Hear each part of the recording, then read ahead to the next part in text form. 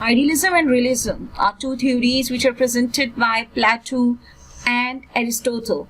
The great Plato presented the theory of idealism, and the great Aristotle, who was the student of Plato, presented the theory of realism. Now let's have a look of idealism.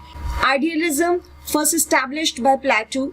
Matter doesn't exist. It was his first point, that matter doesn't exist. External world, construction of mind, and reality consist exclusively of ideas. Reality is due to the sensory abilities of human mind and not because reality exists in itself. He gave a lot of emphasis on human mind conceptions rather than on real objects. His theory was subjective. He rejects the idea that objects are independent of our minds. Now let's have a look of Aristotle's theory, realism. Realism, as we know that it is established by Aristotle, he claimed that objects outside mind have existence. Objects outside mind are independent. They are independent. They don't depend on the mind's perception. They have their own value and existence.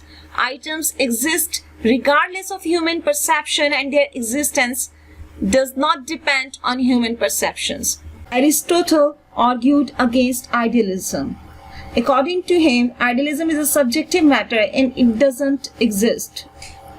While when he talked about realism, it exists in reality.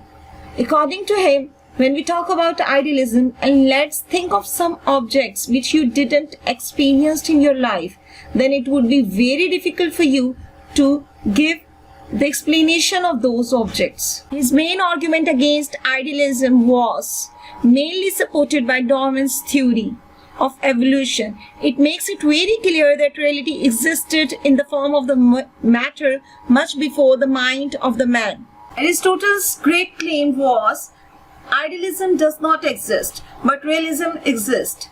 Idealism is not measurable because it's imaginary, but realism exists and it's measurable because it's not imaginary. When we see idealism as a philosophy education, then we find that its aim is to discover and develop each individual, and its curriculum is based upon the spiritual nature of man, subject-centered, as we have discussed it before as well. Teaching methods focus on handling issues, handling ideas through lectures. Role of a teacher to serve as a guide for immature learners, judge important material and model appropriate behavior. Expected to be an excellent and all-around person, means the ideal person. Instructional process, holistic, seeks to develop critical thinkers. When we compare idealism and realism in implications of education, then we find that all material things are explainable in the field of idealism, while propositions are true only if they correspond with known facts. Here in idealism we see ultimate reality is spiritual, while in realism physical matter is ultimate.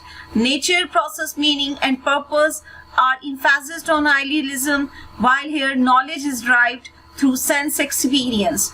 In realism we talk about the exposure and the experience which a person has, but existence of the object counts a lot. While in idealism there be emphasis on the subject matters, on the sensory matters and on the imagination. When we see another implications in education of idealism and realism, then we find that idealism really emphasizes on the intellectual, moral, aesthetic judgment of the students. And while when we observe realism, then we see that it provides man with the essential knowledge he needs to survive in nature. Now, it was all from my part. I must say now Jazakallah and thank you for listening.